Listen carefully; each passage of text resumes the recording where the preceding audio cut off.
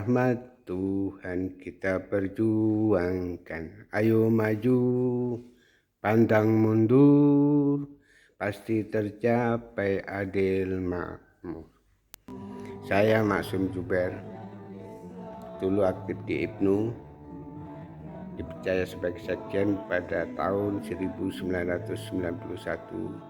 sampai 1995 dengan mengenali sejarah berdirinya IPNU dari periode ke periode.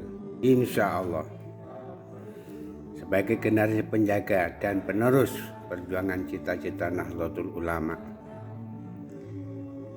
akan menambah semangat juang dengan membekali diri sejak berdirinya Ikatan Putra Nahdlatul Ulama sebagai kader muda yang akan mengemban amanah penerus NU di masa akan datang. Amin. Ikatan Putra Nahdlatul Ulama sudah berdiri sejak tahun 54. Berarti organisasi ini sudah 67 tahun eksis mewarnai pelajar dan santri negeri ini. Namun apakah kader sudah cukup banyak yang tahu tentang proses perjalanan dan perjuangan dalam rentang waktu sepanjang itu?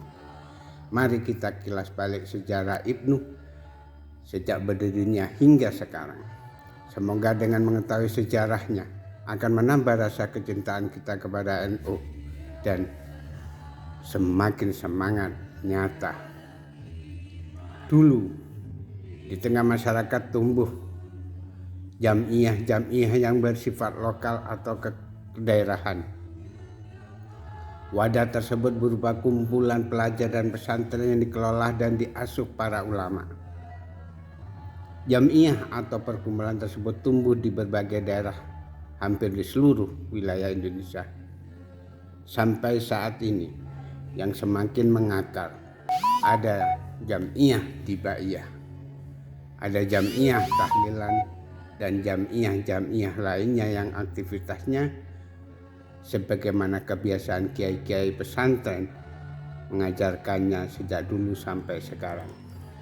Dulu di Surabaya pada tahun 1936, putra dan putri NU muncul perkumpulan yang bernama Samratul Mustafidin.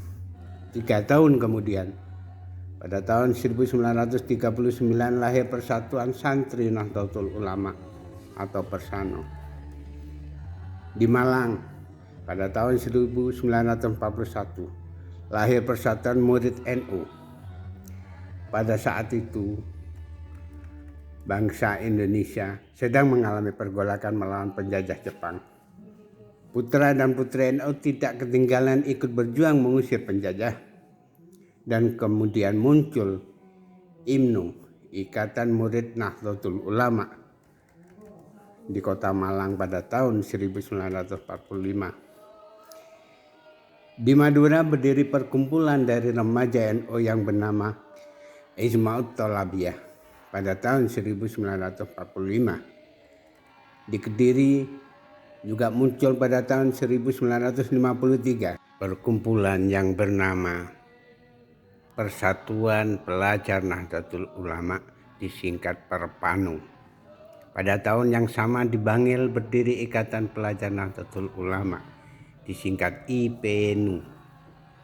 Di Semarang juga muncul tahun 1950 Ikatan Mubalek Nahdlatul Ulama dengan anggota yang masih remaja, dan masih banyak lagi yang belum bisa kami sampaikan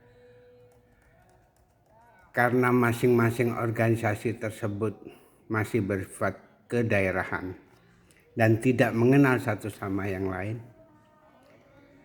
Namun walaupun perkumpulan itu berbeda-beda nama, tetapi aktivitas dan haluannya sama, yaitu melaksanakan faham atau ajaran Islam Ahlus Sunnah wal Jamaah. Dan saat ini karena banyaknya pihak-pihak yang merasa ahli sunnah, kemudian sesepuh masyayikh NU mengajarkan kepada kita agar kita menyebutnya Islam Ahli Sunnah wal Jamaah An-Nahdhah atau Islam Ahli Sunnah wal Jamaah An-Nahdiyah.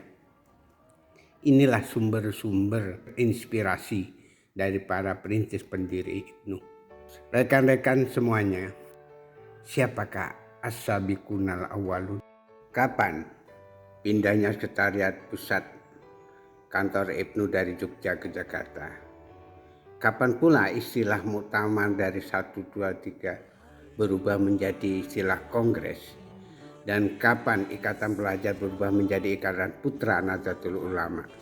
Kapan Korp Brigade Pembangunan dicetuskan? Dan kapan IPNU ingin mendorong pekan olahraga diadakan?